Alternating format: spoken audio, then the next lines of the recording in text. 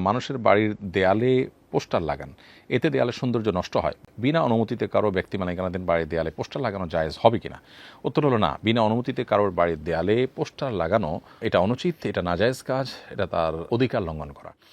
আমরা আমাদের এই গণতান্ত্রিক সমাজে বিশেষ করে এই ধরনের কর্মকাণ্ডকে কোনো অপরাধ মনে করি না, যেটা খুবই দুর্ভাগ্যজনক বাস্তবতা। আমি আফ্রিকার উগান্ডার মতো দেশে দেখেছি যে সেখানে নির্বাচনের ঠিক আগ মুহূর্তে আমরা গিয়েছিলাম, সেখানে তারা কোনো ওয়ালে বা ইয়েতে সাধারণত পোস্টার লাগানোটা আমাদের চোখে খুব একটা পড়েনি, বরং নির্দিষ্ট জায়গায় তারা পোস্টার লাগাচ্ছেন।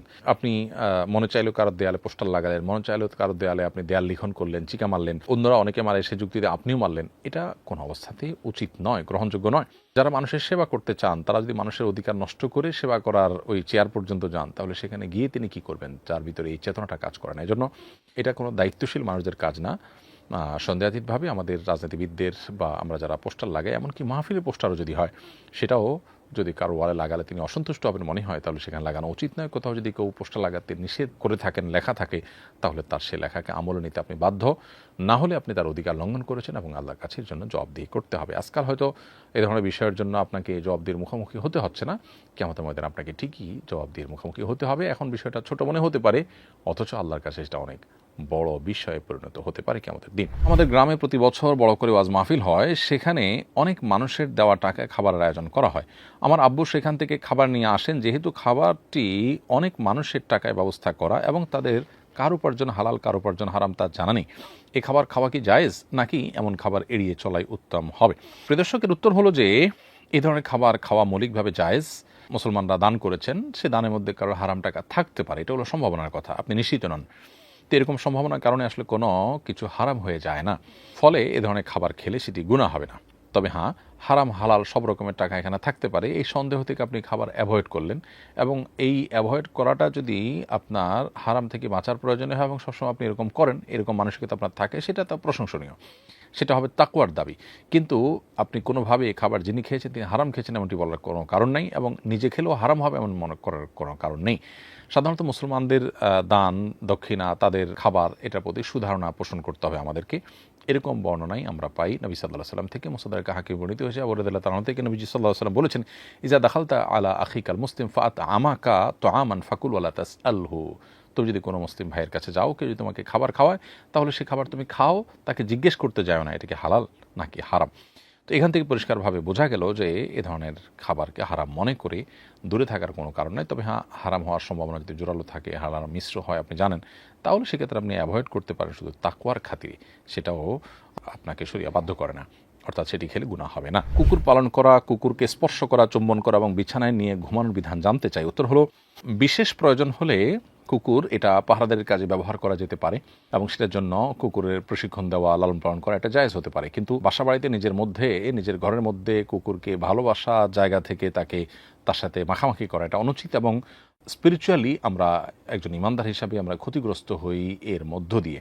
আজকের পৃথিবীতে সে বিষয়গুলোকে খুব অ্যাগ্রেসিভলি সমাজে পুশ করার চেষ্টা করা হচ্ছে, গেলানোর চেষ্টা করা হচ্ছে, যেগুলো কোরআন হাদিসে নিষিদ্ধ। যেমন কুকুরকে যেভাবে বাসা বাড়িতে এমনকি বেডরুমে নিজেদের সাথে রাখা হয় এবং লালন পালন করা হয়, অন্য কোনো প্রাণীকে সেটা করা হয় না। হ্যাঁ, কুকুরের হয়তো এমন কিছু দিক আছে যেগুলো তো অনেক প্রাণীর মধ্যে নাই, কিন্তু অনেক প্রাণীর মধ্যে আছে যেগুলো আসলে সেভাবে দেখা হয় না, বা কুকুরের মতো এরকম পজিটিভলি সেগুলো দেখা হয় না। মূলত কোরআন হাদিস যেটাকে নিষেধ করেছে, শয়তান আমাদের শত্রু, সে সমাজে সেটাকে তত বেশি এস্টাবলিশ করেছে তার মানুষ অনুসারীদের মাধ্যমে। এই জন্য একজন ইমানদার এই অতিরিক্ত কুকুর প্রীতি, হ্যাঁ, অন্য 10টা প্রাণীর মতো তার প্রতি আপনি দয়াদ্র হবেন। একজন নারী, তিনি একটা কুকুরকে পানি পান করিয়ে ব্যভিচার নারী হয়ে আল্লাহর নাজাত মুক্তি লাভ করেছেন। অর্থাৎ যে কোনো প্রাণের প্রতি দয়া করলে ফি কুল্লি কাবিদি রতবাতিন আজরুন, প্রত্যেক প্রাণী যার ভিতরে প্রাণ আছে, জীবন আছে, তাকে উপকার করলে বা তার প্রতি অনুগ্রহ করলে আপনি আল্লাহর কাছে সওয়াব পাবেন। সেই জায়গা থেকে অনুগ্রহ করতে পারেন, কিন্তু তাকে আপনি বাসাবাড়িতে স্থান দেওয়া বা তাকে আপনি নিজের মধ্যে নিয়ে আসা বা তার সাথে পরিবারের সদস্য করে নেওয়া, এটা স্পষ্টত গুনাহের কথা। নবী সাল্লাল্লাহু আলাইহি ওয়াসাল্লাম বলেছেন, লা তাদখুলুল মালাইকাতু বাইতান ফীহি কালবুন আসূরা, যে ঘরে কুকুর বা কোনো প্রাণীর ছবি থাকে বা ভাস্কর্য থাকে, সেখানে কোনো রহমতের ফেরেশতা প্রবেশ করেন না। বিধায় এটা একজন ইমানদারের জন্য জায়েজ নয়, এবং এর মাধ্যমে আমরা আধ্যাত্মিকভাবে ক্ষতিগ্রস্ত হচ্ছি, এটা আমরা হয়তো অনুভব করতে পারি না। স্বাধীনতা দিবস, বিজয় দিবস সহ এই ধরনের জাতীয় দিবসগুলো উদযাপনের সরি পদ্ধতি কি? উত্তর হলো যে ইসলাম কোনো বিজয় দিবস বা অর্জনকে কেন্দ্র করে যে দিবসগুলো বছরে বছরে পালন করা হয়ে থাকে, এগুলোর ব্যাপারে শরিয়ার বিশেষ কোনো নির্দেশ নেই।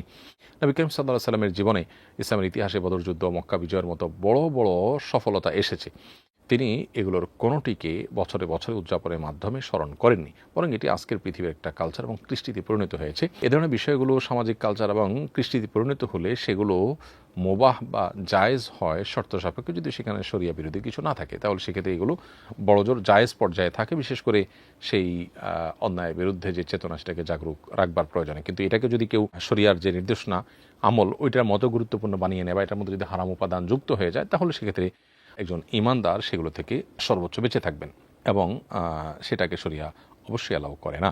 জীবিকার তাগিদে অনেক ক্ষুদ্র ব্যবসায়ী রাস্তা ও ফুটপাতে বিভিন্ন পণ্য বিক্রি করেন। শহরকে যানজট ও দখল মুক্ত করার জন্য অভিযানের সময় অনেক ক্ষেত্রে তাদের পণ্য জোরপূর্বক জব্দ করা হয়, ফলে তারা ও তাদের পরিবার চরম আর্থিক সংকটে পড়েন। শরীয়তের দৃষ্টিতে রাস্তা ও ফুটপাতে দখলের অপরাধে ক্ষুদ্র ব্যবসায়ীদের পণ্য এভাবে জব্দ করে নেওয়া কতটা বৈধ? উত্তর হলো যে অনুমোদন ছাড়া আসলে রাস্তাঘাটে এভাবে দখল করে সেখানে ফুটপাতে দোকানপাট করা এটা জায়েজ নয়। নবী করিম সাল্লাল্লাহু আলাইহি ওয়াসাল্লাম বলেছেন, ইয়াকুমুল জুলুস আলা তারিক, তোমাদের কেউ যেন রাস্তায় না বসে। যদি কখনো কারো নিরুপায় হয়ে রাস্তায় বসতে হয়, তারা রাস্তার হক আদায় করতে নবী সাল্লাল্লাহু আলাইহি ওয়াসাল্লাম বলেছেন। এখন রাস্তায় বসার কারণে যদি মানুষের চলাচলে ব্যাঘাত হয়, তো সেটা অবশ্যই নিষিদ্ধ। এক্ষেত্রে সংশ্লিষ্ট কর্তৃপক্ষ যদি মানুষের চলাচলে ব্যাঘাত না হয় সেভাবে প্ল্যান প্রোগ্রাম করে বসার কোনো রাস্তা করেন, ভিন্ন কথা।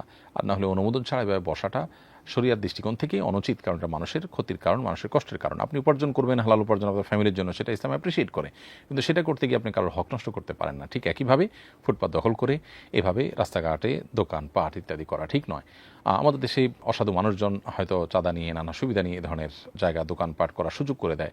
যারা দোকানগুলো করেন তারাও জানেন, যারা এই সুযোগ করে দিচ্ছেন তারা নিজেরাও অন্যায় করছেন, তারা ঘুষ নিচ্ছেন এবং চাঁদা নিচ্ছেন। ফলে আপনি একটি হালাল উপার্জনের জন্য অনেকগুলো গুনাহে আপনি লিপ্ত হচ্ছেন, মানুষের অধিকার নষ্ট করছেন, অপরদিকে ঘুষ দিচ্ছেন, অন্যায় সমাজে এস্টাবলিশ করতে সহযোগিতা করছেন। এর বিপরীতে আপনার অনেক হালাল উপার্জনের পথ খোলা আছে, হয়তো 2 টাকা কম উপার্জন হবে। সেজন্য সেদিকে আমাদের যাওয়ার চেষ্টা করা উচিত।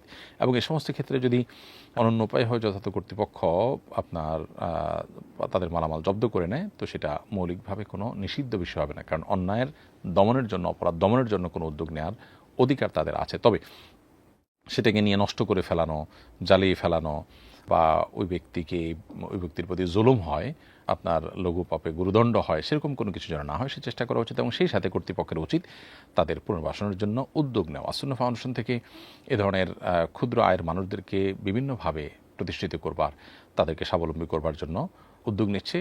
সরকারিভাবে আরও বিভিন্ন প্রতিষ্ঠান থেকে এ ধরনের উদ্যোগ যদি নেওয়া হয়, আমার বিশ্বাস ফুটপাতের এই সমস্যাগুলো অনেকখানি দূর হয়ে যাবে।